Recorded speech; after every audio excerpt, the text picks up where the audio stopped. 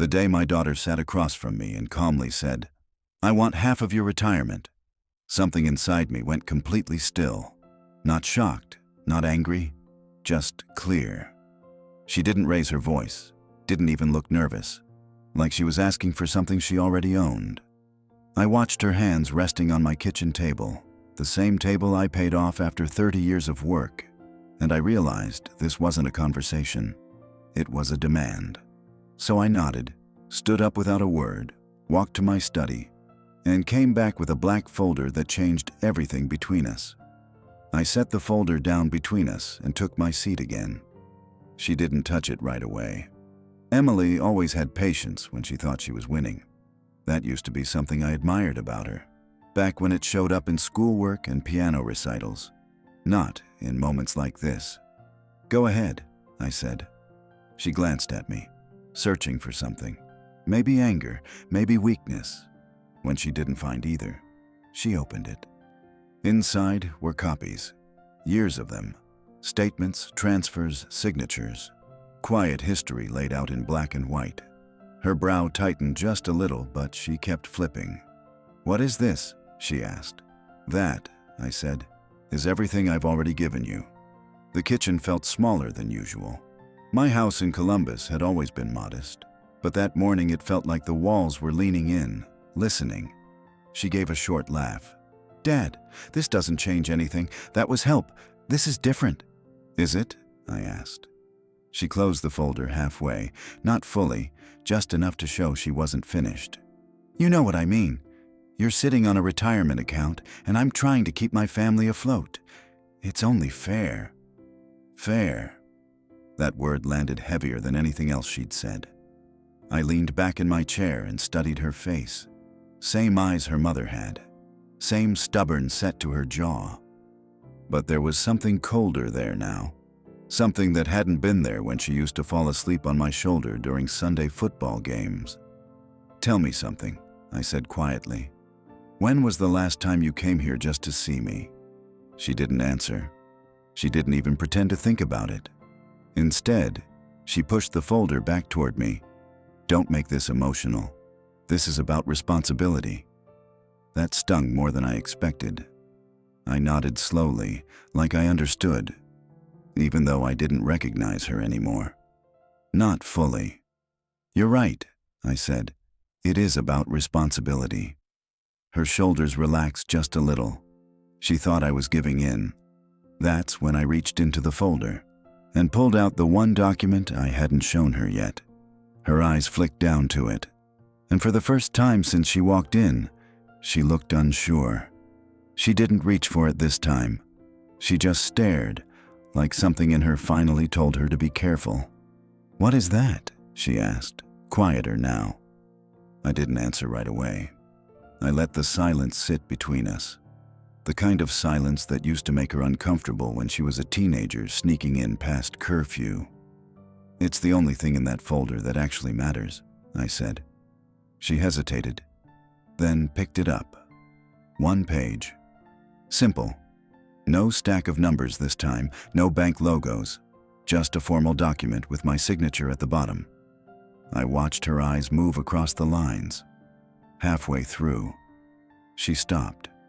"What is this supposed to be?" she asked, her voice tightening. "It's a record," I said.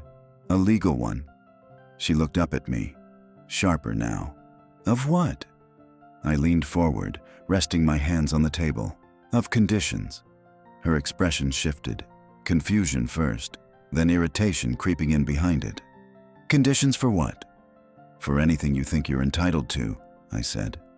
That word hit her harder than I expected. She sat back, folding her arms.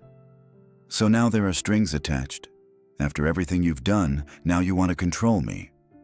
I almost smiled at that. Not because it was funny, but because it was predictable.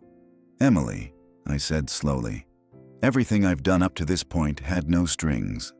That's exactly the problem." She shook her head, already frustrated. "I don't have time for games, Dad. I came here to talk about something serious." "And so did I said. Her fingers tightened around the paper. "Then stop talking in circles." I nodded once. Fair enough. That document, I said, outlines exactly what happens if I give you another dollar. She scoffed. Another dollar? You're acting like I've drained you dry. I didn't raise my voice. I didn't need to. For the last 9 years, I said, I've been covering your shortfalls, quietly, consistently, mortgage gaps, credit cards, that temporary business loan your husband never paid back. Her face flushed. You said you wanted to help. I did, I said. I meant it every time. There was a pause, a long one. Then she leaned forward, her voice dropping. So what? Now you're keeping score. No, I said. I'm finally reading it. That landed.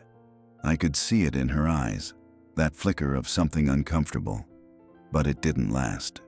She straightened, defensive again. Okay, fine, you helped. That's what parents do. You don't get a medal for it.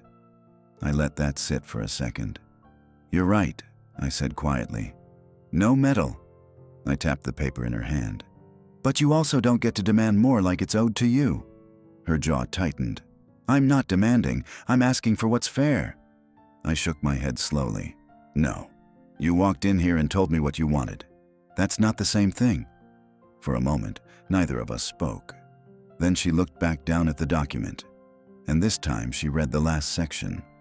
I saw it happen. The exact second it clicked. Her face changed. Not confusion this time. Not irritation. Something sharper. Wait, she said slowly. What does this mean? I leaned back in my chair again, calm as ever. It means, I said, that if you want half of my retirement, I paused just long enough. You'll have to accept everything that comes with it. She looked up at me, eyes narrowing. And what exactly is that supposed to mean? She held my gaze, waiting. But there was something different now. Not confidence, not certainty. For the first time since she walked into my house, she didn't look sure she was in control. It means, I said slowly, you don't just get the money. You get the responsibility tied to it. Her brow furrowed. What responsibility? I nodded toward the paper. Read the second page. There is no second page. There is, I said. You just haven't turned it over. She hesitated, then flipped it. I watched her eyes move again, slower this time. Careful, like she was stepping into something she didn't fully understand. Halfway through, she let out a short breath. Not quite a laugh, more like disbelief. You're kidding me. No, I said. She looked up, eyes sharp again, but there was strain behind it now. This is insane. Is it? I asked. You're trying to make me responsible for your expenses? She said, her voice rising. Medical bills, property taxes, maintenance. What is this? Some kind of trap? I didn't flinch. It's not a trap, I said. It's balance. She pushed the paper down onto the table like it offended her. You're 73 years old, she said. You're supposed to be taken care of, not handing out contracts like this. I am taken care of, I said calmly. By myself. I have been for a long time. That's not the point. It is exactly the point. She stood up suddenly, pacing once across the kitchen like she used to when she was younger, when something didn't go her way. This is ridiculous, she muttered.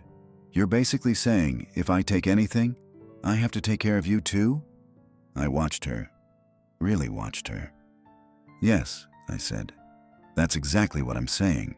She stopped walking, turned slowly. You're serious?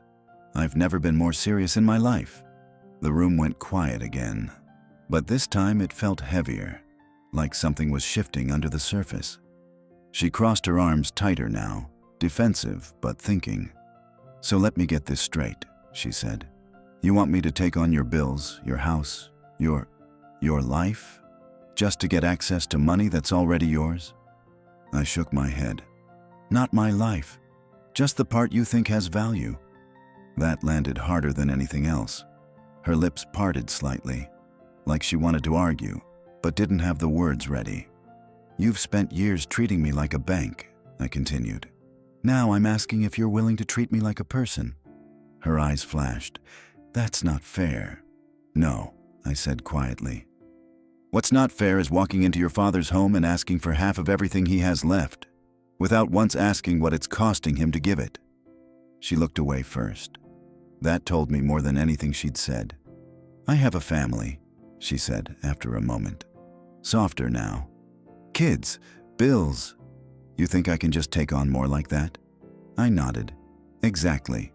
She frowned. What's that supposed to mean? It means, I said, you're finally asking the same question I should have asked years ago. That hit something deeper. I could see it. The shift. The discomfort turning into something closer to realization. But not quite. Not yet. Then her face hardened again. So what if I say no? She asked. I didn't hesitate. Then nothing changes, I said. You walk out that door, and you handle your life the same way I've been handling mine. She stared at me for a long moment. You'd really do that? She said. Yes. No more help? No safety net? No.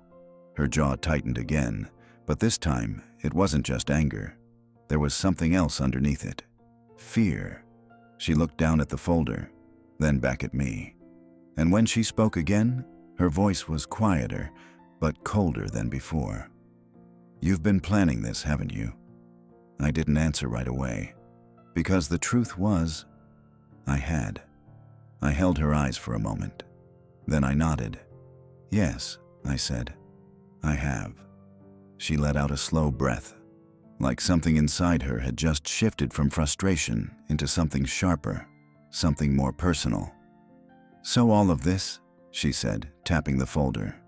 You've just been waiting to spring it on me? No, I said calmly. I've been waiting to see if I needed to. That stung. I could see it land in the way her shoulders tightened. You think pretty highly of yourself, she muttered. I didn't react to that. I'd heard worse over the years, sometimes from strangers, sometimes from my own family. This wasn't about catching you, I said. It was about being ready. For what? She snapped. For the moment you stopped asking and started expecting.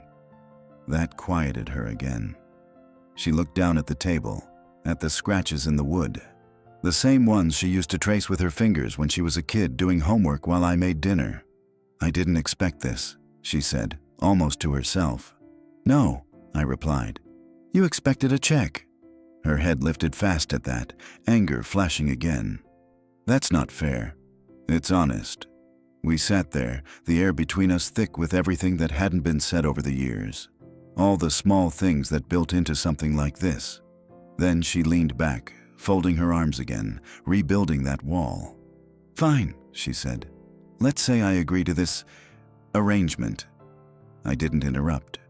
Her eyes narrowed slightly. What happens then? You take half, I said, and you take responsibility for me moving forward. Not just financially, but actually being there. She gave a short, disbelieving shake of her head. You're turning this into some kind of test.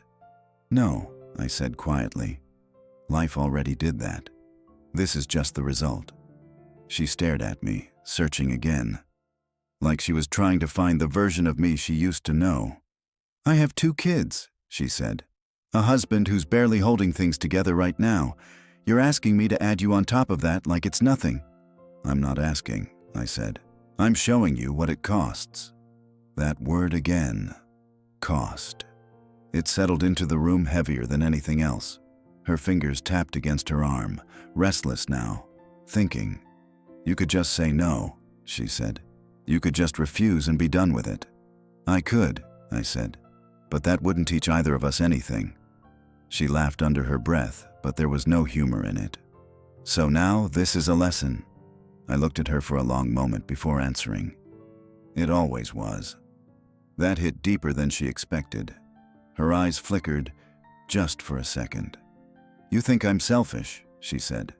I think you forgot, I answered. Forgot what? What it means to care about someone without calculating what you get back. That one didn't bounce off. She looked away again, this time longer. I didn't come here for this, she said quietly. I know, I said.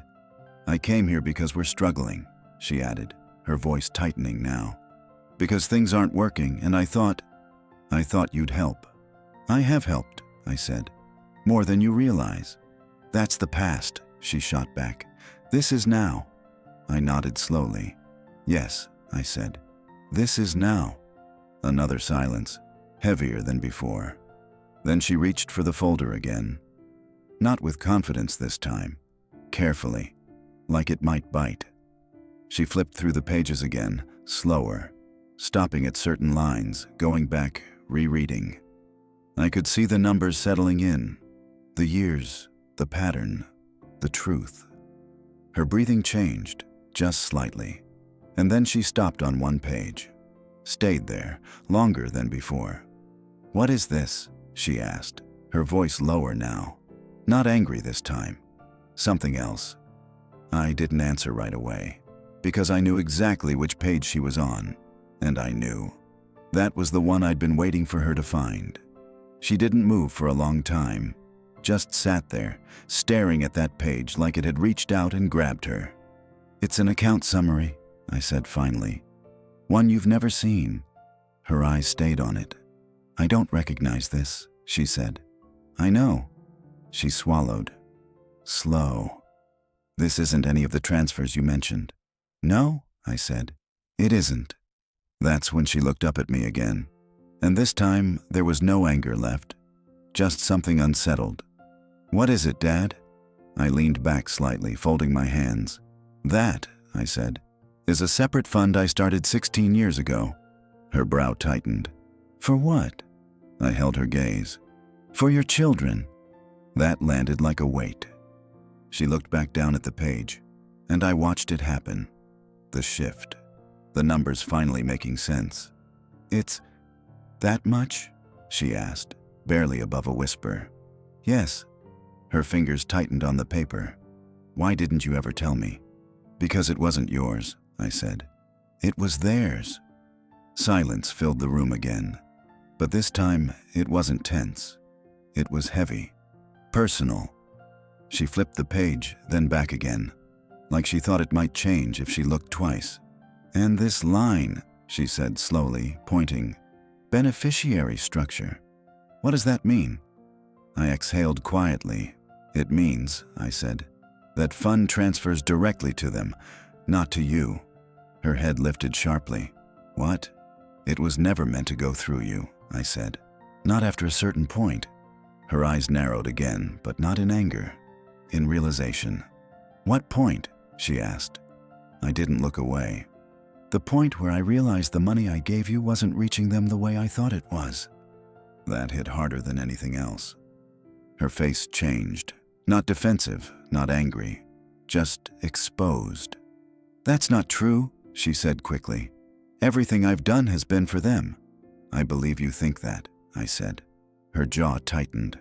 "Don't talk to me like that." "Like what?" "Like I'm careless." I shook my head slowly. "No, not careless." I paused. "Just comfortable." She stared at me. "What's that supposed to mean?" "It means," I said, "you got used to the help. So much that it stopped being about them and started being about maintaining a life you couldn't afford." Her face flushed again. But this time she didn't fire back right away. Because she knew. She knew there was truth in it. "I did what I had to do," she said finally. "So did I answered. Her eyes dropped back to the page. "And this clause?" she asked, quieter now. "The one about access being restricted." "That's the important part," I said. She didn't like the way I said that. "I can tell," she muttered. "So explain it." I leaned forward slightly. "It means the funds are locked," I said, "until specific conditions are met." Her grip tightened again. "What conditions?" I held her eyes. Steady, calm. "The same ones in the contract you're holding." She froze. Actually froze. "You're saying," she started, then stopped. "Yes," I said. Her voice came out slower now. "You tied their future to this?" "I tied it," I said, "to responsibility." Her chair creaked as she leaned back, staring at me like she didn't recognize me anymore. That's manipulative, she said. No, I replied. It's protective. For who? For them, I said. And, if I'm being honest, for me. She shook her head slowly, trying to process it. So if I walk away, she said, almost testing the words. What happens? I didn't hesitate. The fund stays exactly where it is, I said. Out of reach, untouched. Her lips parted slightly. And if I agree? I nodded once. Then you don't just get access, I said. You prove you deserve it. That was the moment everything shifted. Not because of the money, but because she finally understood. This was never about half of my retirement. It was about something much bigger. She looked down at the folder one last time, then closed it slowly. When she looked back up at me, her voice was steady. But there was something underneath it now. Something I hadn't seen in her in years. Why now? She asked. I studied her face for a long moment before answering. Because, I said quietly, of something you did last month. Her expression changed instantly. What are you talking about? I didn't answer right away. Because that was the part I'd kept buried the longest. I watched her face, the way it tightened, the way her eyes searched mine like she was trying to get ahead of whatever was coming. What are you talking about? She asked again, sharper now. I leaned back, steady. Last month, I said, you took out a loan. Her expression flickered. Just for a second. Then she recovered. So? That's not your business.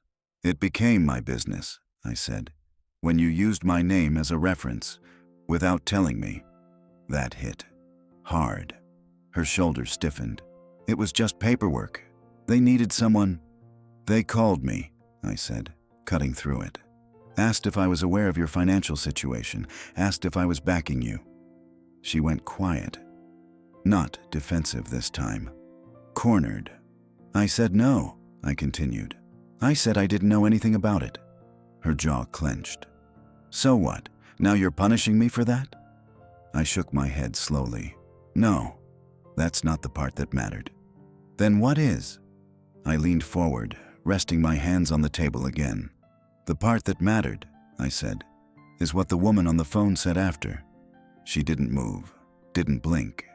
She told me, I went on, calm as ever, that you listed your income, and it didn't match reality. Her eyes dropped, just slightly. She said your debts were stacking up, faster than you could cover them, and she asked me, very politely, if I planned to step in again. Silence, heavy, unavoidable. I realized something in that moment, I said. She didn't ask what. She already knew this wasn't going anywhere good. I realized, I continued, that you weren't asking for help anymore. You were building your life around expecting it. Her hands tightened in her lap. I was trying to fix things, she said quietly. No, I said. You were trying to delay them. That landed. She looked away, toward the window, toward anything that wasn't me. You don't understand, she said. It's not that simple. I understand more than you think, I replied. I've been carrying the weight of your not simple for years. That silence again. But this time, it stayed. Longer. She didn't argue, didn't push back, just sat there, staring at the edge of the table. Then finally, so that's it? She asked, her voice low. You just cut me off? I didn't answer right away, because the truth was, I already had. I gave you a choice, I said instead. She let out a hollow breath. That's not a choice. It is, I said. It's just not the one you wanted. Her eyes lifted to mine again, and there it was.